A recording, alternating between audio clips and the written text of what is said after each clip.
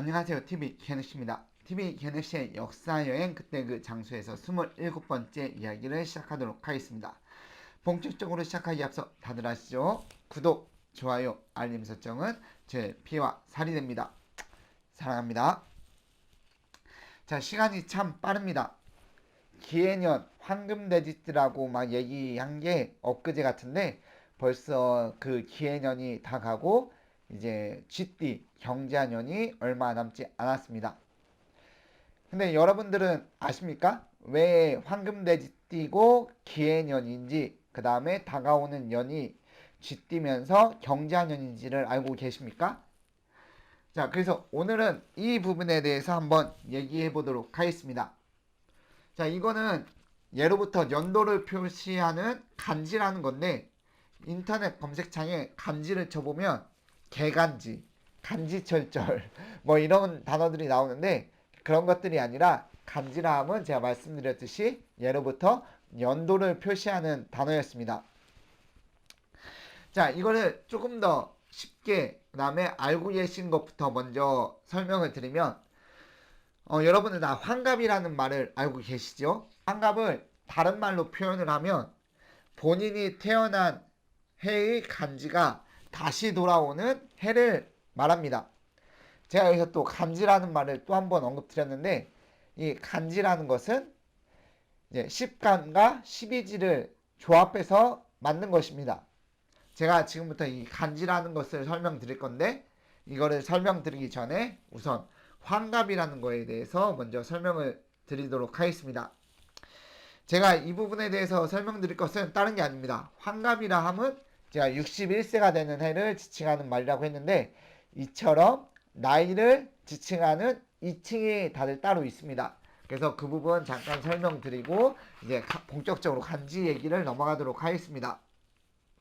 일단은 15살을 지약이라고 했습니다. 학문의 뜻을 둔다는 말이고 이제 20살을 지칭하는 말은 두 가지가 있습니다.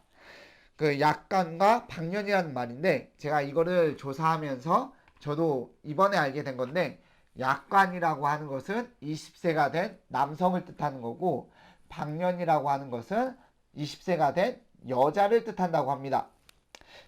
저도 이거를 조사하면서 처음 알게 된 사실이고 그 다음에 이제 30세를 입지일입이라고 하는데 뜻을 세운다는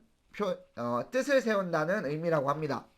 그러니까 생각을 해보면 15살에 학문의 뜻을 두어 한 15년을 학문에 열중한 후에 30세에 뜻을 세운다는 의미입니다. 그러니까 뭐 돌려 얘기하면 바꿔 얘기하면 약관의 나이에 방년의 나이에 무언가를 이루는 것은 지극히 특별한 경우고 정말로 어려운 경우고 보통은 한 15년 정도 열중해야 그것을 바탕으로 이제 뜻을 세우고 이제 세운 뜻을 바탕으로 무언가를 이룬다라는 의미가 아닌가 싶습니다. 자, 그 다음에 40살은 불호, 이제 미혹되지 않는 나이라고 하고 50살은 지천명, 하늘의 뜻을 안다라는 의미고요. 그 다음에 60살은 이순, 육순이라고 해서 듣는 대로 이해할 수 있게 되는 나이라고 합니다. 61살은 환갑, 회갑이라고도 하고요. 그 다음에 62살을 진갑이라고 합니다.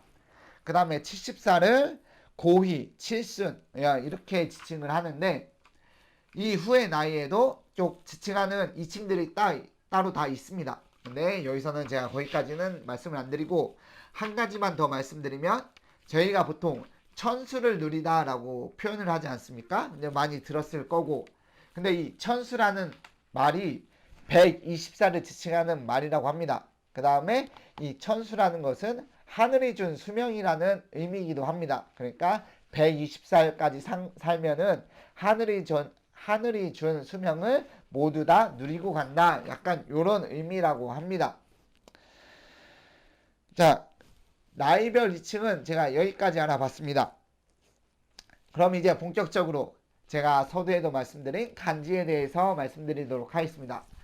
제가 앞에서 간지는 10간과 12지를 합친 말이라고 말씀을 드렸는데 우선 10간에 대해서 말씀을 드리도록 하겠습니다.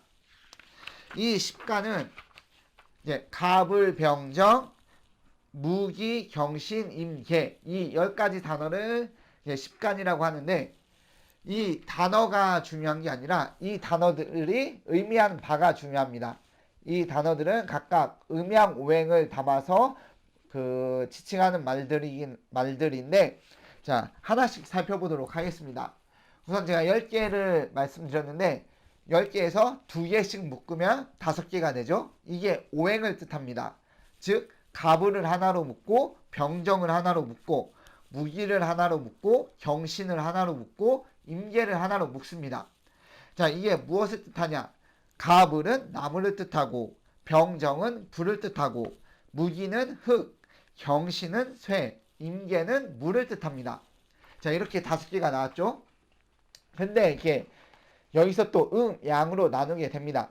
제가 갑을 대표적으로 설명을 드리면 앞에 있는 갑이 양이 되고 을이 음이 됩니다. 즉 이것을 풀어 설명하면 갑은 양의 기운을 가진 나무가 되고 을은 음의 기운을 가진 나무가 되는 겁니다. 자 이렇게 나머지 4개도 각각 적용이 되어서 10가지 특성이 분류가 되는 겁니다. 자 이렇게 분류가 됐는데 제가 이제 오행이라고 말씀을 드렸는데 이 오행은 각각 지칭하는 방향이나 색들이 있습니다. 제가 이 부분을 설명드릴 건데 제가 이 부분을 왜 설명드리냐면 이거를 알아두시면 그 조선시대 궁궐이나 뭐 배치 뭐 이런 거는 음양 오행에 따라 배치가 됐기 때문에 이런 왜 배치했는지 왜 이런 말들이 나왔는지를 좀 더 쉽게 이해하실 수 있기 때문에 제가 이 부분을 설명드리도록 하겠습니다. 자, 가불은 나무면서 청색으로 표현되며 동쪽을 나타냅니다. 병정은 불이면서 붉은색 남쪽을 나타내고 무기는 흑이면서 황색으로 중앙, 경신은 쇠로서 백색으로 서쪽, 임계는 물로서 흑색이며 북쪽을 나타냅니다. 어떤 부분이 이해하기 쉬워지냐면 예를 들면 이런 겁니다. 저희가 흔히 풍수지리 뭐 이런 것을 말할 때 자청용 우백호라고 말하지 않습니까? 근데 생각을 해보신 적이 있습니까? 용인데 꼭 왜 청룡이냐? 그 다음에 호랑인데 왜 꼭 백호냐? 약간 이런 식으로 생각을 해본 적은 있으십니까? 이게 음양오행 사상을 바탕으로 설명을 하면은 다 이해가 되는 겁니다. 용은 사신 중에서도 동쪽을 담당하는 건데 동쪽을 상징하는 게 청색이라고 말씀드렸습니다. 그래서 자청룡. 그 다음에 서쪽을 담당하는 동물이 호랑이인데 제가 서쪽은 백색이라고 말씀을 드렸습니다. 그래서 백호가 되는 겁니다. 그래서 음양오행의 사상을 바탕으로 풍수지리를 얘기하면 자청룡 오백호가 이렇게 해서 나온 얘기가 되는 겁니다. 그리고 제가 앞서 영상에서 조선 한성의 수도 선정 과정과 그 다음에 관련된 풍수지리를 얘기한 영상이 있는데 거기서 제가 말씀드린 게 이제 관악산의 화의 기운이 한성으로 들어오는 것을 막기 위해 숭례문의 현판을 세로로 세웠다라고 말씀드린 적이 있습니다. 이것도 음양오행의 사상을 바탕으로 나오는 생각인 겁니다. 그러니까 남쪽 붉은 기운 화를 담당하는 남쪽이니까 이 남쪽의 화의 기운으로서 관악산의 화의 기운을 막는다. 이런 생각이 나오게 된 바탕이 바로 이 음양오행입니다. 자, 그래서 이 음양오행을 알면 뭐 궁궐 배치나 대문 의미 뭐 이런 것들을 이해하기 쉽게 된다라는 말씀입니다. 그래서 제가 이 부분을 말씀을 드린 겁니다. 자, 이렇게 식관과 관련된 오행에 대해서 말씀을 드렸습니다. 자, 그 다음에 이제 12지에 대해서 말씀을 드리도록 하겠습니다. 뭐 12지는 다들 아시다시피 본인들이 갖고 있는 띠를 나타냅니다. 그래서 자축인묘, 진사오미, 신유술해 막 이렇게 12개가 나타나게 되는데 뭐 이 인어는 쥐, 소, 호랑이, 토끼, 용, 뱀, 말, 양, 원숭이, 닭, 개, 돼지입니다.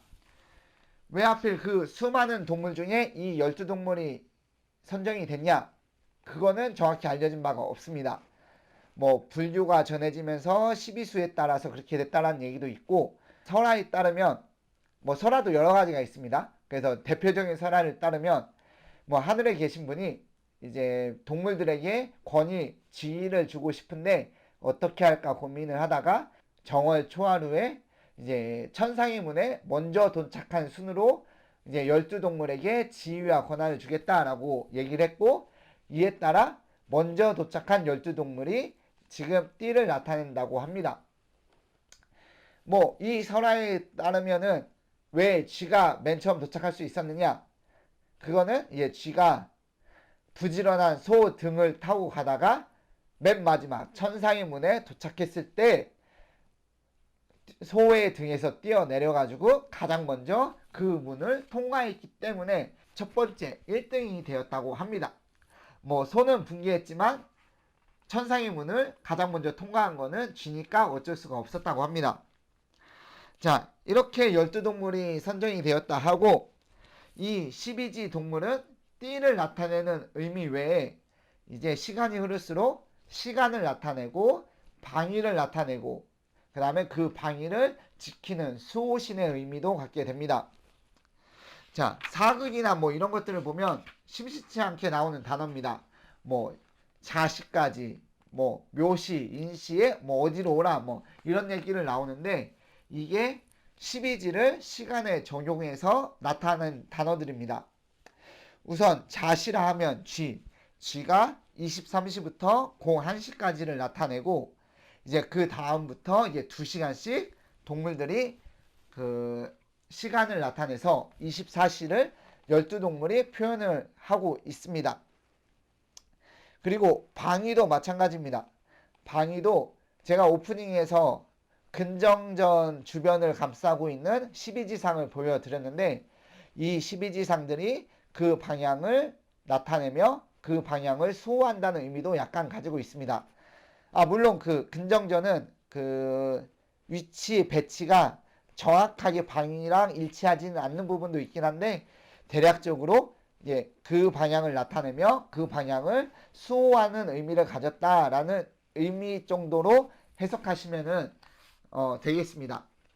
보통 이게 근정전 바로 뒤, 그러니까 북쪽이죠. 정북쪽을 쥐가 나타내면서 이제 시계 방향으로 30도씩 다음 동물들이 나타내면서 12동물이 그 방향을 표시한다라고 되어 있습니다. 자, 이렇게 10간과 12지에 대해서 알아봤습니다. 이들이 어떻게 조합되는지 지금부터 알아보도록 하겠습니다.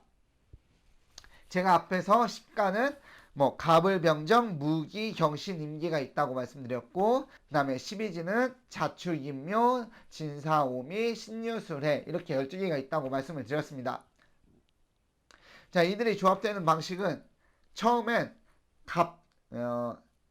그 10간의 첫자 갑, 그 다음에 12지의 첫자 자, 이게 합쳐져서 갑자년이 됩니다.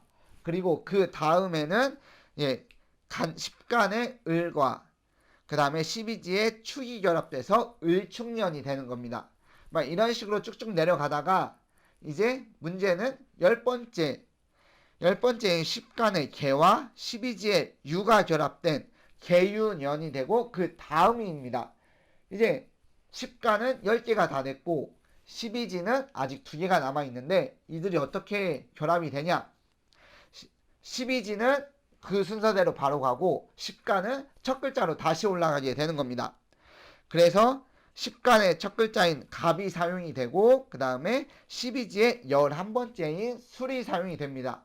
그래서 그 다음 년이 갑술년이 되는 거고, 이렇게 돌아가다 보면 이게 60글자가 나타나게 되고, 이 60글자가 다시 돌아오는 해, 그러니까 본인이 태어난 간지가 다시 돌아오는 해가 60번째가 되고, 그게 나이로 61살이 되는 겁니다. 그래서 61살의 환갑, 본인이 태어난 간지가 다시 돌아왔다는 의미를 나타내게 됩니다. 제가 여기까지 설명드렸고 이제 마무리를 하도록 하겠습니다. 자, 이상입니다. TV 게넥시의 역사여행, 그때 그 장소에서 27번째 이야기를 마치도록 하겠습니다. 시청해주신 여러분 감사합니다.